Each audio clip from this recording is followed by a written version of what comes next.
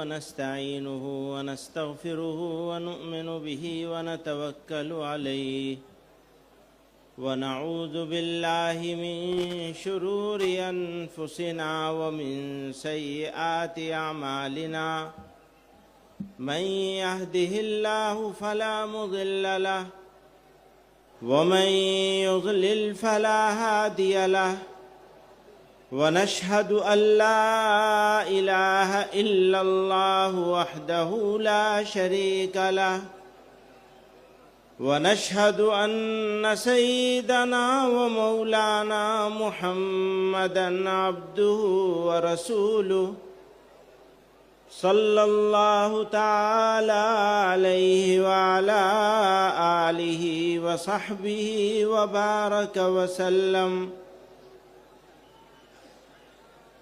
اس اجلاس کے صدر محترم پیر صاحب،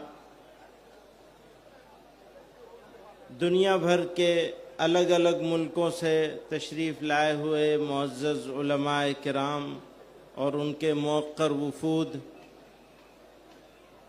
ملک بنگلہ دیش سے جمع ہوئے معزز علماء کرام اور حاضرین مجلس،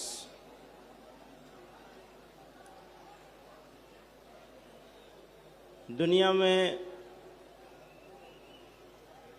بہت طرح کے مسائل ہوتے ہیں، کچھ دنیاوی ہوتے ہیں، کچھ دینی ہوتے ہیں۔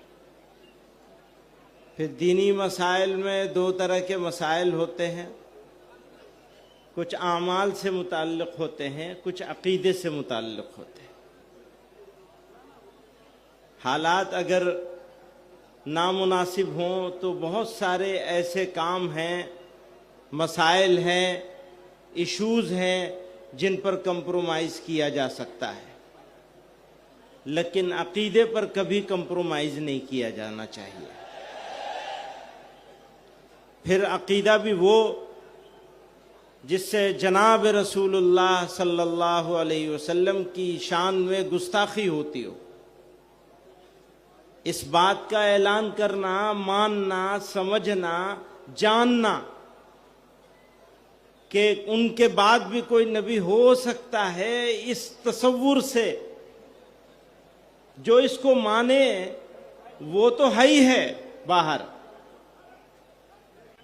جو اس کے ماننے والے کو مسلمان سمجھے وہ بھی باہر۔ ایمان نام ہے کچھ چیزوں کے مان لینے کا اور کچھ چیزوں کے نہ ماننے کا۔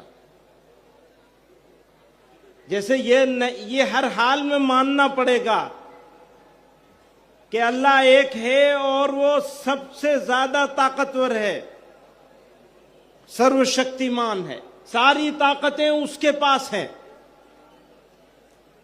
اور یہ کبھی نہیں مانا جا سکتا کہ اللہ کا کوئی ساجی اور شریک ہو سکتا ہے۔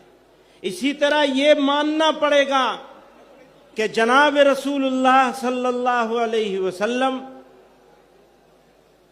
اللہ کے محبوب بندے ہیں، نبی ہیں، آخری نبی ہیں، اور یہ کبھی نہیں مانا جا سکتا کہ آپ کے بعد کوئی نبی آ سکتا ہے۔ اگر کوئی مانے تو وہ باہر ہے، اور جو باہر ہے اس باہر والے کو اندر ماننے والا بھی باہر ہے۔ میرے دوستو، یہ عظیم الشان اجلاس، اس کے انتظام کرنے والے، اس میں شرکت لینے والے، دور دراز سے آنے والے لوگ مبارکباد کے مستحق ہیں۔ میں اپنے کسی اور پروگرام میں تھا، یہاں چلا آیا کہ ہمیں یہ یقین ہے اس بات کا کہ اس تحریک سے جو جڑے گا انشاءاللہ اس نے اپنی بخشش کا سامان کر لیا۔ اگر بخشش کا سامان کرنا ہے تو ایک جلسے سے کام نہیں ہوگا، آپ کو لوگوں کو واقف کرانا پڑے گا۔ اگر وہ تبلیغ کر رہے ہیں، ہو سکتا ہے سرکار ان کو روکے، وہ ٹھیک ہے، لیکن ہماری ذمہ داری کیا ہے؟ گاؤں گاؤں، محلے محلے، گلی گلی ہم کو پہنچنا ہے اور نبی علیہ الصلوۃ والسلام کے ختم نبوت کی حفاظت کرنی ہے. یہ ہماری ذمہ داری ہے، کسی سرکار کی ذمہ داری نہیں، ہماری ذمہ داری ہے. ہم اپنی ذمہ داری کو ادا کرنے کے لیے طاقت لگائیں اور اپنی مغفرت کا سامان کریں. میرے دوستو،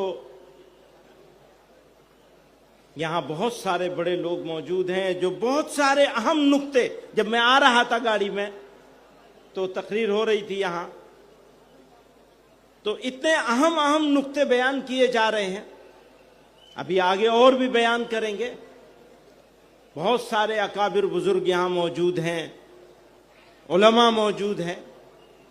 اللہ تعالیٰ آپ کے ہمارے سب کے جمع ہونے کو قبول فرمائے اور ہمارا نام بھی ختم نبوت کے خادموں کے جوتوں کی دھول میں لکھ لے تو ہمارا کام ہو جائے گا. وآخر دعوانا ان الحمد للہ.